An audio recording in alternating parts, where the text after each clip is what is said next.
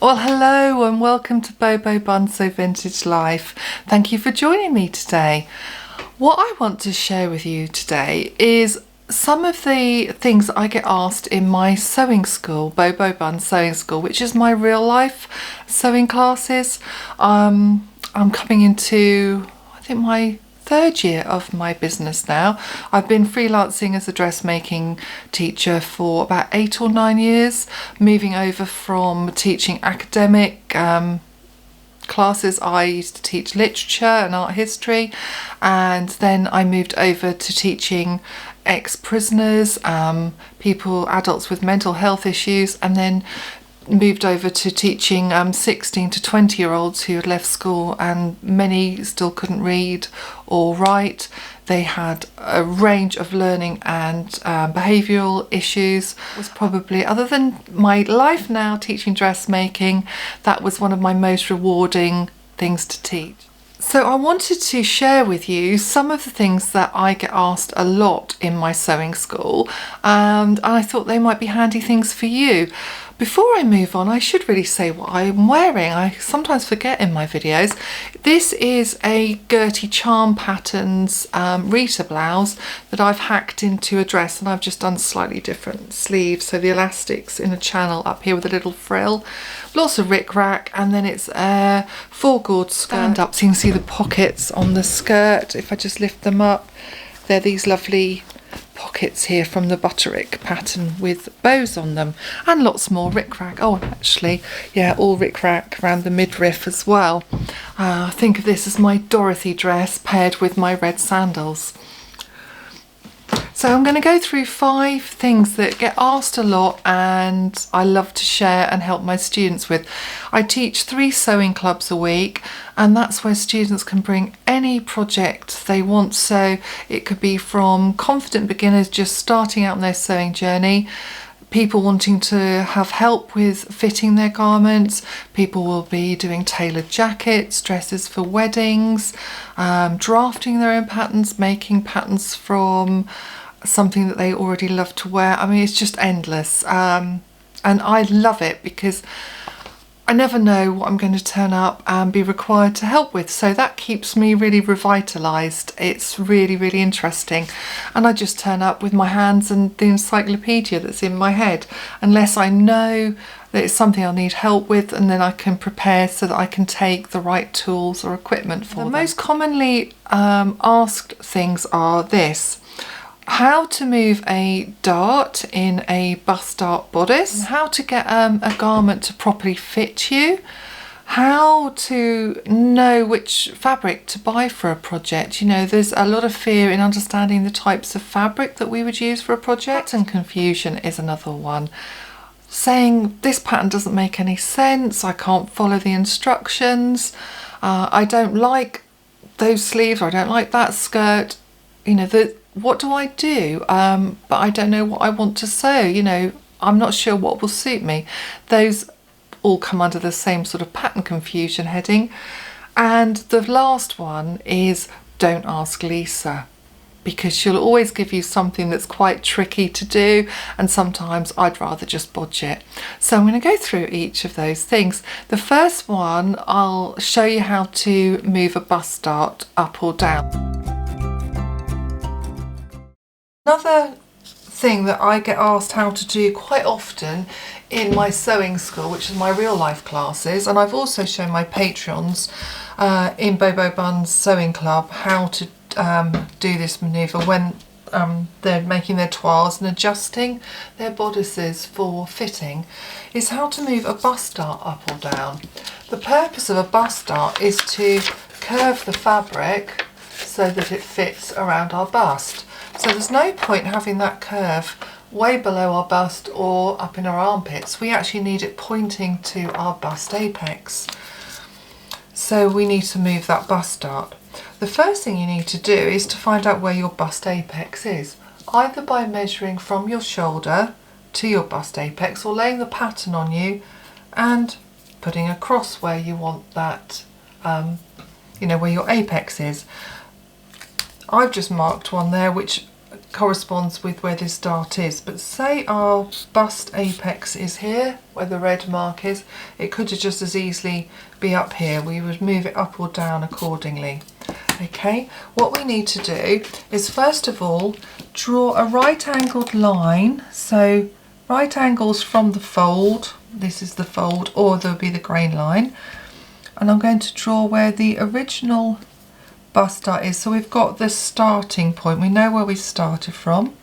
Then I'm going to draw where we're heading to if we're moving it down, and where we want to go to if we're moving it up. So I'm doing right angled lines for all of those.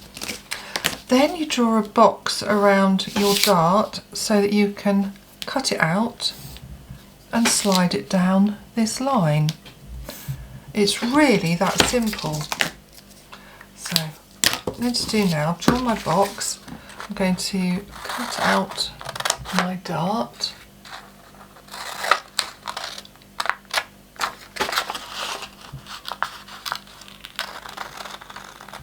There we go. That's all cut out. I'll put some paper behind just to fill in that gap. And then with the dart, I'm going to slide it down this line till the point meets the new bust dart point, you know, our bust apex point there. If I wanted to move it up, I'd slide it up till it meets that point there. Okay, so I'm going to put it here because most people in my classes want their bust darts moved down. We've got longer bodies than the patterns seem to allow for. So I'm just going to tape all of that in place. I'll just rip that little bit off there.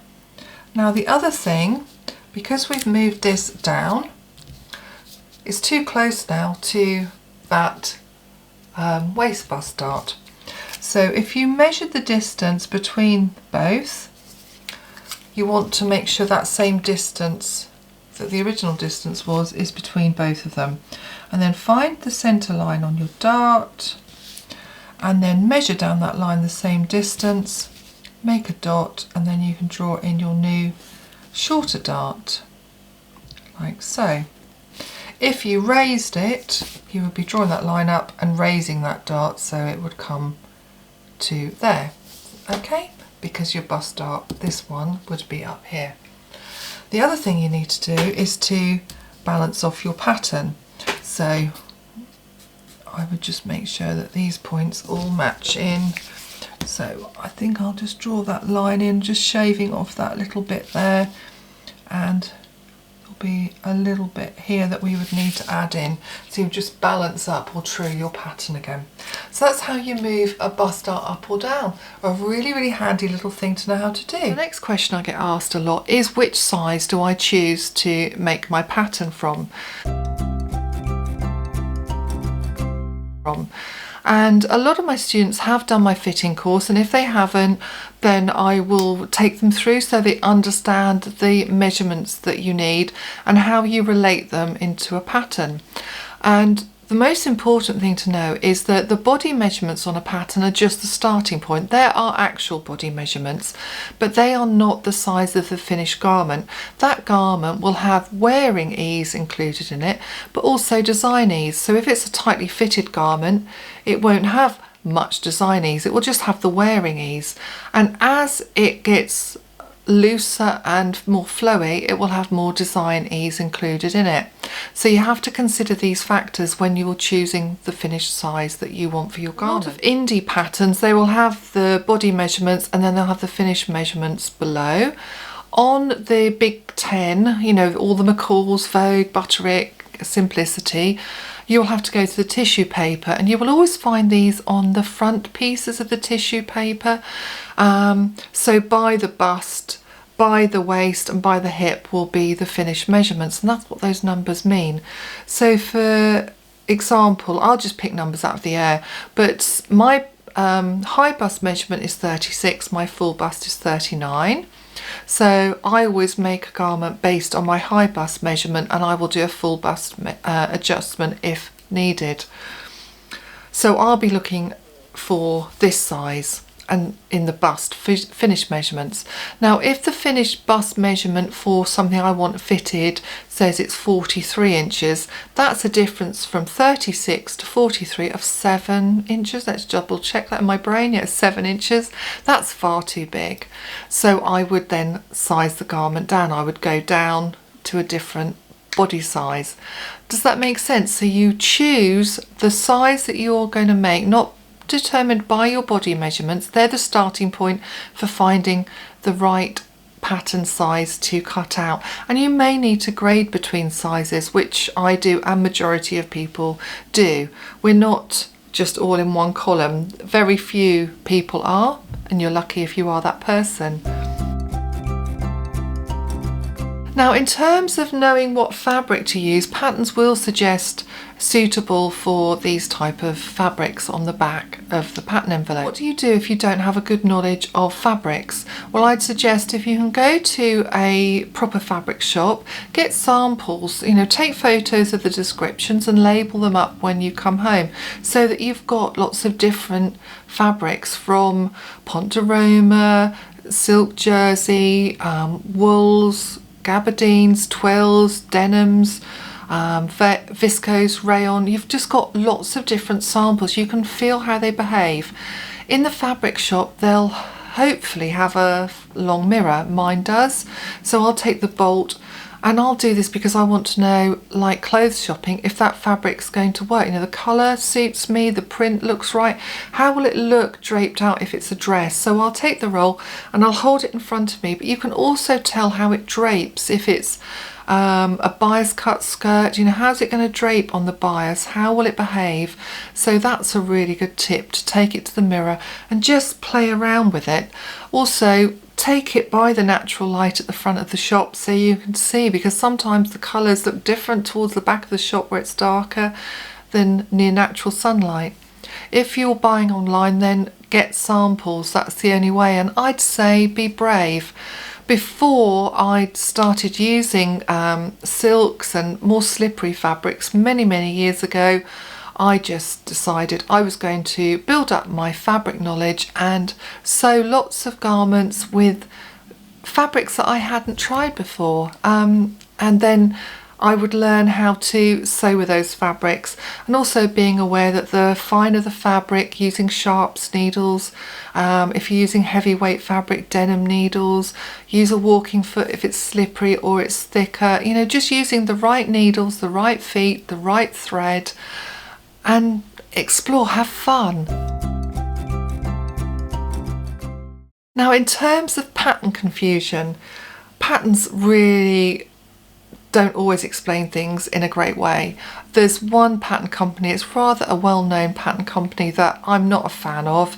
I won't name them here, but I did sort of swear about them the other day in my sewing club, because I've had too many people use these patterns and they're rather expensive. They're beautifully presented, and often a sleeve won't fit in. It hasn't been drafted correctly for the dress it's going in, so I've had to show my students how to draft a sleeve that fits that pattern, or the sizing is way off. I've got somebody who's making like a jumpsuit, an overall suit from them at the moment. They went from their body measurements to their finished measurements, making the boiler suit, and it is enormous. I mean, like 3 sizes too big. It was ginormous. I mean, they laughed when they put it on because it looks ridiculous. And I did then say, this particular pattern company I don't rate at all. We always have issues with them, and they don't explain how to make it very well. So you need someone like me to hold your hand to go through the process and decipher it all. With the case of these overalls, we're having to then lay the pattern pieces on and size it down by 3 sizes. I mean, it's just ridiculous. That shouldn't happen, especially with something that's very expensive, a well-known brand, and very well made. So I'm sure you're going to be intrigued and wonder what it is, but I will not name it because I don't want to do that. I've looked over Instagram to see if anyone else has had these issues, and no one mentions them. So maybe they don't want to say either. Not because of for fear of bullying, but who wants to be the person that says the emperor hasn't got any clothes on? Don't always want to be that person. The other things with pattern confusion are, as I said, following it. So take it like you're going on a long car journey and you want to know where you're going. So read through that pattern, highlight the useful information, mark the bits you're not too sure of, and then try and decipher them. I always say that, just make sure you know where you're going with this pattern. But with most garments, the construction order is the same. Dresses, blouses, trousers, they all follow a similar construction order. So once you've built up your sewing knowledge of construction order, that really helps anyway. Then I always think with that pattern, you might not like the sleeves that are in it or the skirt. So pattern hack, you like the bodice, keep the bodice, but add in other patterns that you like, so you get to make the garment that you want to wear.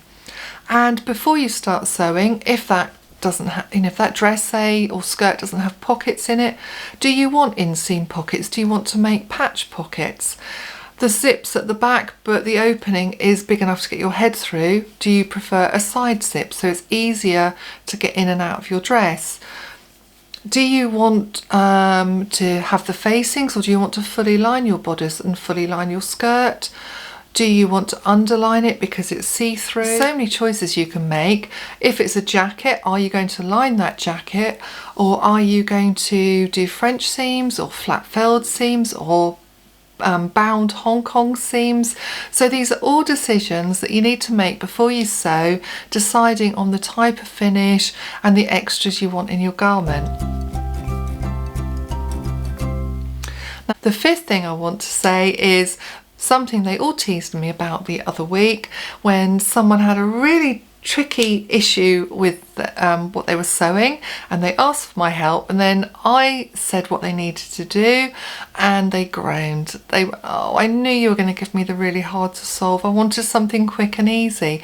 And then two other people behind laughed and said, "Yes, sometimes I don't ask for Lisa's help because I know it's going to be more time consuming, and I just think, oh well, I'll just bodge it my own way." And so it was like, don't ask Lisa. And I said, but that's what you're paying for. You're paying for me to give you the advice, and I'm not trying to make it really hard or awful. Sometimes with sewing, we've got to unpick things. We've got to go back quite a few steps to move forward again.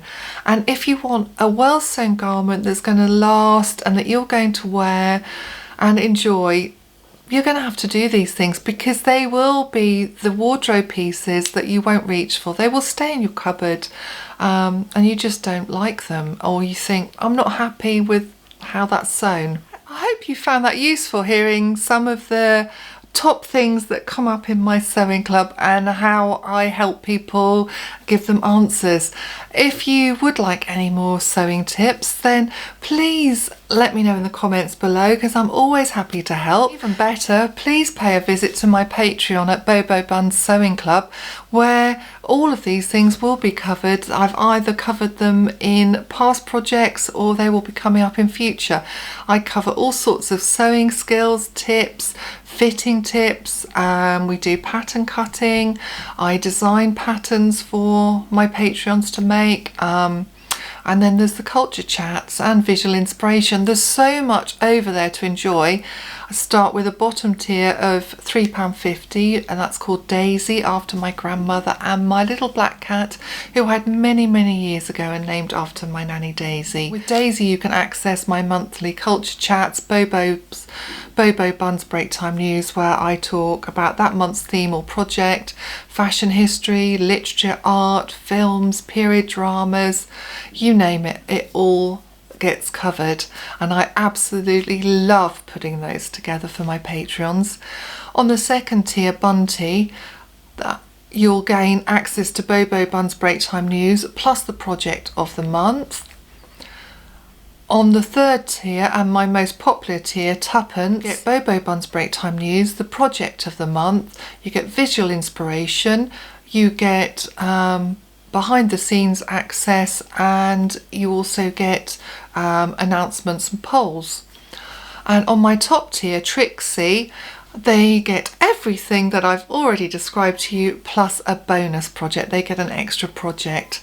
So there's so much to dip into depending on what you can afford, what you want, but I absolutely love putting it together for my patrons every month, and I know they enjoy it. I get such super feedback from them all.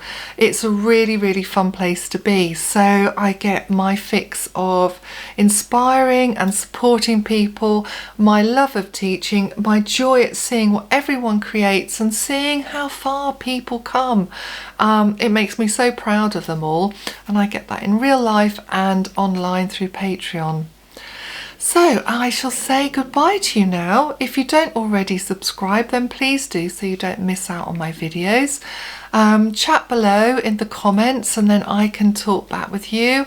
I will link anything that will be of interest or useful to you, as I always do, and let people know I'm over here. So until next time, I shall bid you goodbye, and I shall see you again very, very soon. Bye bye for now.